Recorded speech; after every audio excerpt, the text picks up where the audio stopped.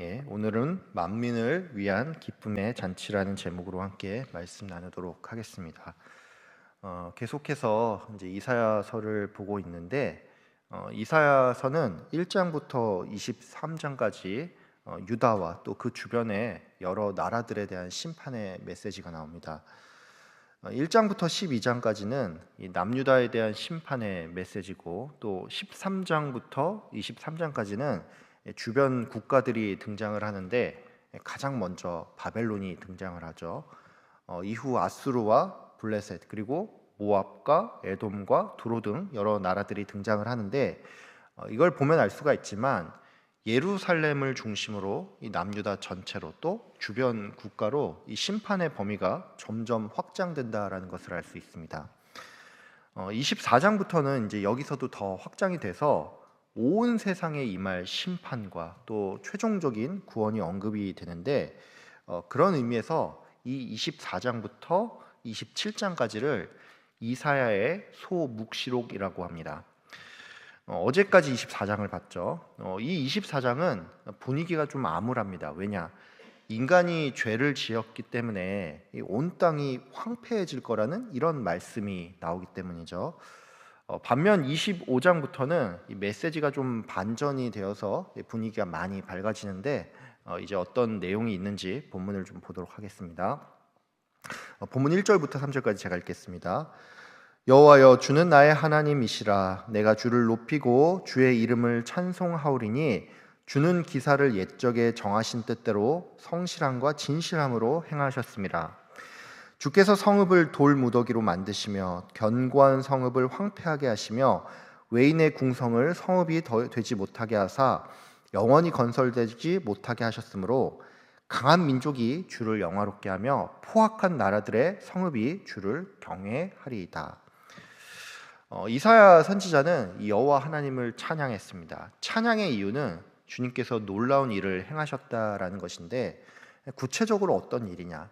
하나님께서 외인들, 즉 이방인들의 성읍을 무너뜨리고 이 일을 겪은 나라들은 하나님을 두려워하게 되었다라는 사실입니다. 하나님께서 이방 나라들을 치셨죠.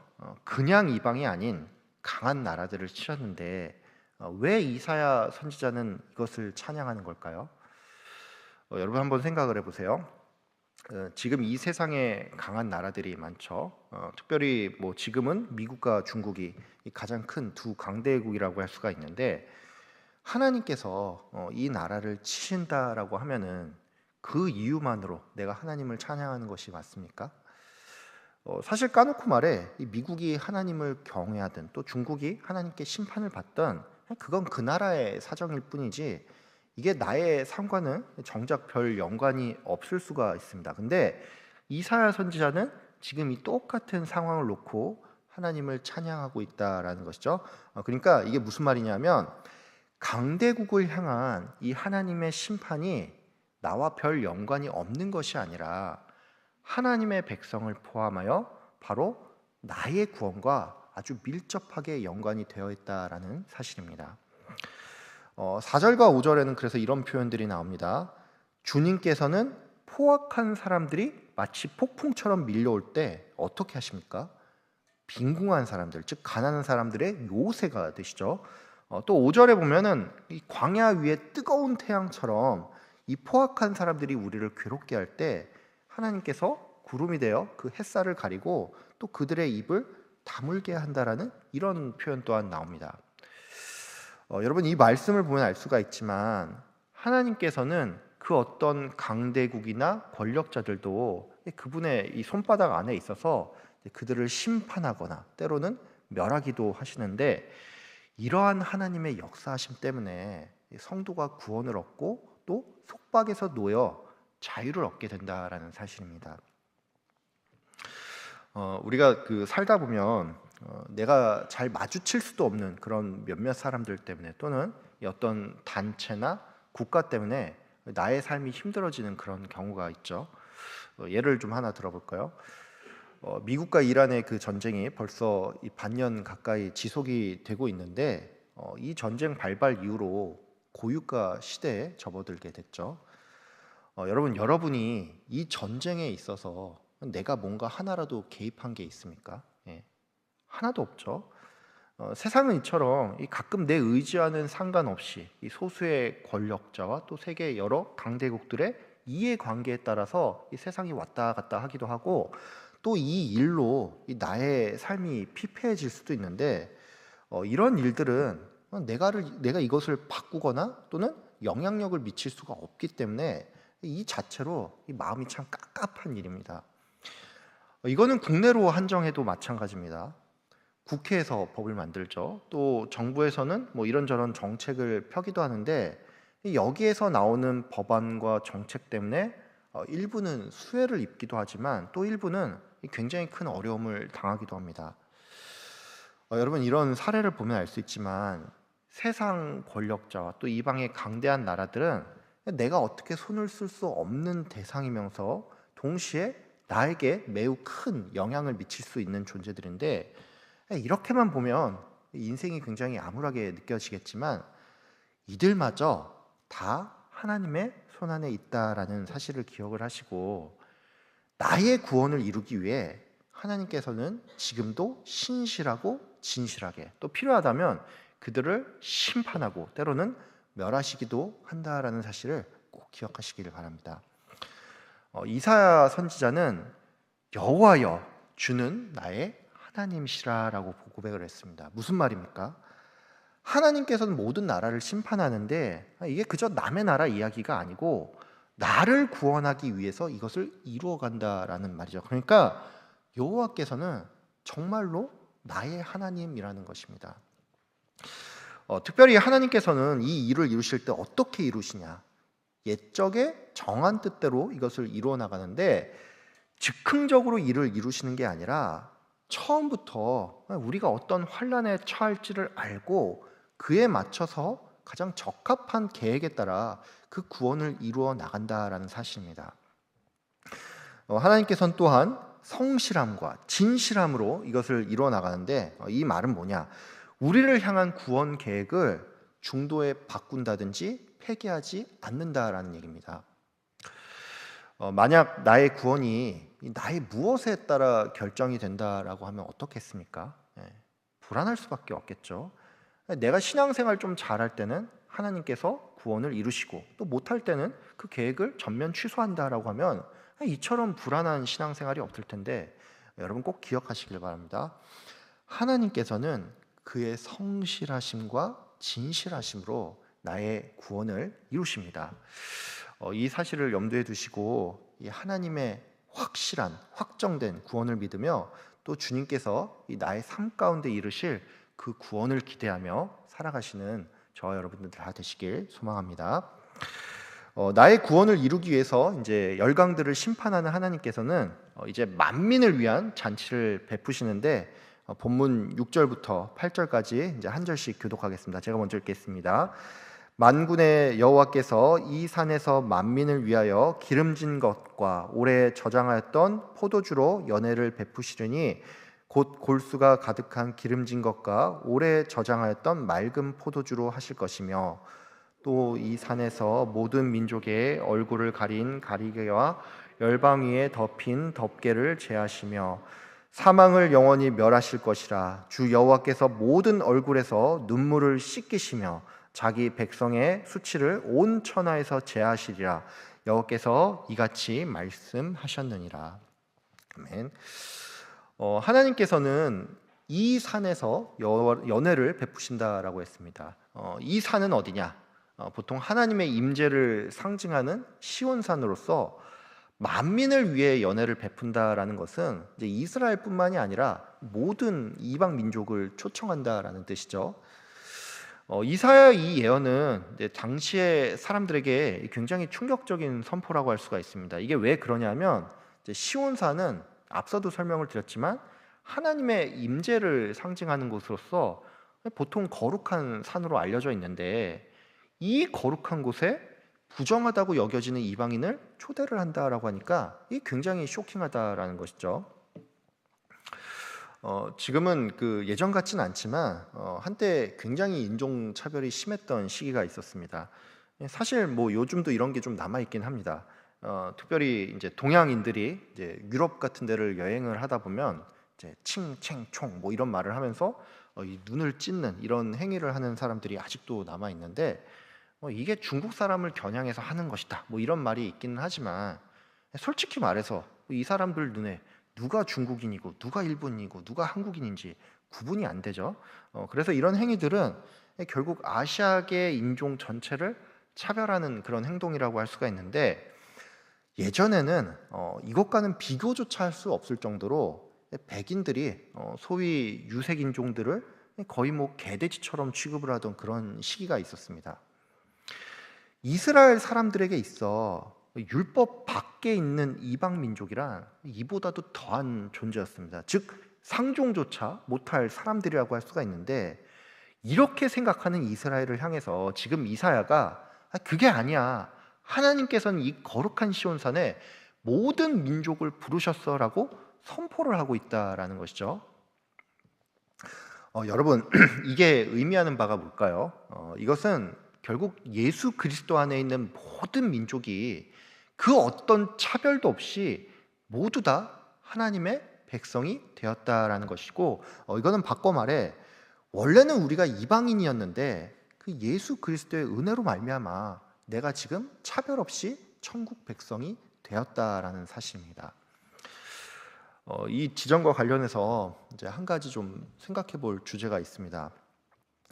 하나님께서 이사야 시대 당시에 모든 민족을 위해서 연혜를 베풀었다라는 말은 아직도 지금 이 시간도 복음을 들어야 할 누군가 있다라는 얘기고 이거는 다른 말로 우리가 성도로서 누군가 교제하는 일에 있어 물론 무분별하게 막 어울릴 수는 없겠지만 그렇다고 해서 세상과 벽을 둔다든지 또는 차별을 하는 일은 없어야 한다라는 얘기입니다.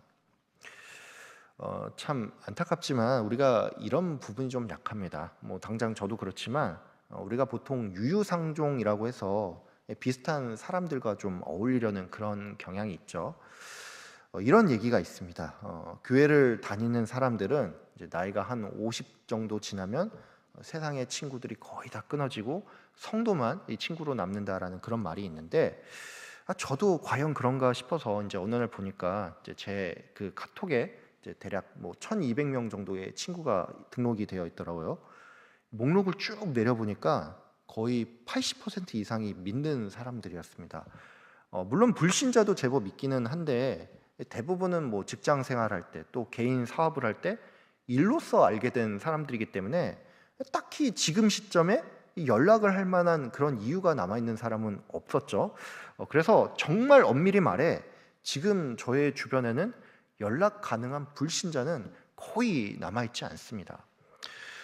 제가 교역자다 보니까 이제 주로 성도들을 만나게 되고 또 교인들의 그 연락처를 계속 추가해야 하니까 이런 현상은 더 심해질 수밖에 없는데 우리가 이처럼 나랑 비슷한 사람 또 내가 편한 사람 그런 위주로 만나게 되면 이 복음이라는 것도 우리 때에서 끊기게 된다라는 사실입니다. 여러분 내가 지금 복음을 듣고 또 지금 이 자리에 앉아 말씀을 듣고 예수님을 믿게 된 것은 물론 여기에 모태신앙인 분도 있겠지만 먼저 믿은 누군가가 나를 차별하지 않고 나에게 먼저 다가와서 복음을 전해주었기 때문입니다. 여러분 이 사실을 기억하시고 하나님께서 모든 민족을 위해 연혜를 베푼 것처럼 내 주변에 또 나와 다른 환경 가운데 있는 사람들에게 먼저 다가가서 그들과 교제를 하고 또 주님의 복음을 전하는 일에 앞장서시는 저와 여러분들 다 되시길 소망합니다.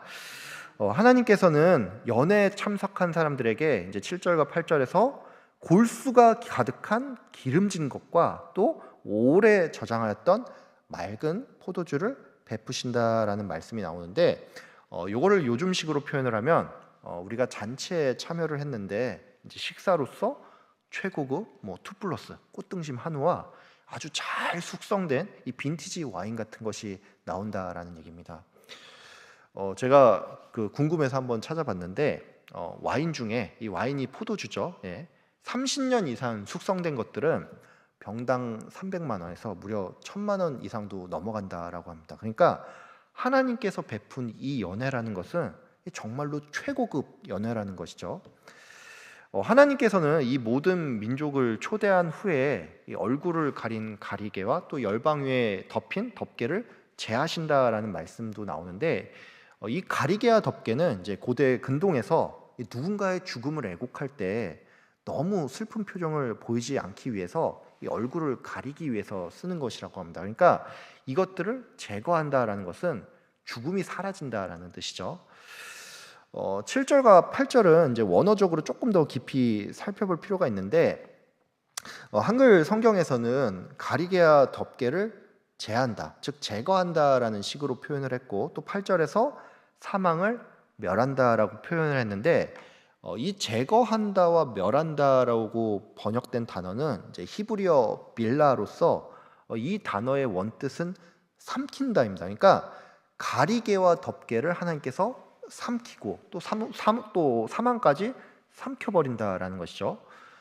왜 하필 삼킨다라는 표현을 썼는지 이게 우리 입장에서는 다소 생소하게 느껴질 수가 있는데, 이것은 이 고대 근동의 그 지역의 신화 가운데 죽음의 신이라고 불리는 모트가 그 큰 입을 벌려서 인간을 삼키는 것이 죽음이다라는 이러한 통념이 당시에 만연했기 때문입니다. 그러니까 하나님께서 사망을 삼킨다라는 표현은 오직 여호와 하나님만이 참된 신으로서 이 당시 공포의 대상이었던 그 죽음의 신마저도 삼켜버리고 또 사망 권세를 여호와 하나님께서 완벽히 이겼다라는 뜻입니다. 실제로 이 일은 예수님의 죽음과 부활로서 성취가 되었죠. 또 8절에 보면은 여호와께서 모든 눈물을 그 얼굴에서 닦아주신다라는 말씀도 나오는데, 이 말씀은 이제 요한계시록 21장에서 하나님께서 친히 그들과 함께 계셔서 모든 눈물을 그 눈에서 닦아주시리니 다시는 사망이 없고 애통하는 것이나 곡하는 것이나 아픈 것이 다시 있지 아니하리라라는 말씀으로 이제 확장이 됩니다. 즉 마지막 날 영원한 천국에서 이 이사야의 모든 예언이 최종적으로 이루어진다라는 것이죠. 이사야의 이 예언은 마지막 날에만 이루어지는 것이 아닙니다. 천국은 하나님과 동행하는 모든 순간이라고 할 수 있는데, 진짜 천국에서는 이제 눈물을 흘릴 일이 애초에 없으니까 그 눈물을 닦을 필요조차 없겠죠. 그래서 하나님께서 친히 눈물을 닦아주신다라는 말씀은 사실 지금 우리에게 필요한 말씀입니다. 우리 모두가 그 각자 인생의 아픔들이 있죠. 참 많은 분들이 이 아픔 때문에 눈물을 흘립니다. 현실적인 어려움과 육신의 고난 때문에, 또는 사랑하는 사람을 떠나보낸 슬픔으로 참 많은 이들이 눈물을 흘리는데, 하나님께서 성도의 그 눈물을 아십니다. 여호와께서 그 눈물을 친히 닦아주신다라고 했는데, 이러한 위로의 은혜가 지금 여러분의 삶에서 실제로 경험되어지기를 소망합니다. 이사야 선지자는 이제 9절에서 이제 기다림 끝에 찾아오는 구원에 대해서 감격을 하다가 이제 10절부터 12절까지 교만한 모압을 이제 여호와께서 벌하심을 고백을 하는데, 이제 이와 관련해서 이제 마지막으로 하나만 더 살펴보겠습니다. 10절에 이제 모압이 나오죠. 이 모압은 이제 하나님을 대적하는 자들의 대표로서 마치 걸음 속에 지푸라기처럼 그 처소에서 밟히고, 또 그들이 그 걸음통을 나가려고 이제 두 팔을 막 허우적거려도 하나님께서는 그들을 짓누르며 또 그들의 요새를 헐어버려 진토, 즉 잿더미로 만든다라고 했는데, 하나님께서는 이처럼 이 자기를 대적하는 자들을 절대로 그냥 넘어가지 않고 반드시 멸한다라는 사실을 꼭 기억했으면 합니다. 가끔 우리는 이런 생각을 합니다. 왜 이 세상은 이 하나님을 대적하는 자들이 권력을 쥐고 또 이 나라를 어지럽히는지, 하나님께서는 과연 이런 우리의 삶에 관심이 있기는 한지, 우리의 기도를 들으시는지, 이런 의심마저 좀 들 때가 있는데, 여러분, 하나님께서는 반드시 공의로서 악인들의 죄를 묻고 심판하시며 또 그들로 말미암아 고통받는 성도들을 구원한다라는 사실을 꼭 믿으시길 바랍니다. 이사야 선지자는 이제 9절에서 이렇게 말을 합니다. 우리가 그를 기다렸으니 그가 우리를 구원하시리로다. 우리가 그를 기다렸으니 우리가 그의 구원을 기뻐하며 즐거워하리로다. 아무쪼록 오늘 말씀을 기억하며 주님으로부터 오는 그 구원을 기다리되 구원의 기쁨을 실제 나의 삶에서 모두 다 경험하시는 저와 여러분들 다 되시길 주의 이름으로 축복하며 기도합니다. 사랑이 많으신 하나님 아버지 감사합니다. 오늘 이사야 25장의 말씀을 통하여서 주님께서 우리를 구원하시고 또 구원의 기쁨을 허락하신다는 사실을 주님 우리에게 깨닫게 해주심에 감사합니다. 주님, 때로는 우리가 겪는 많은 어려움들 중에 우리의 손을 벗어난 것들이 있습니다.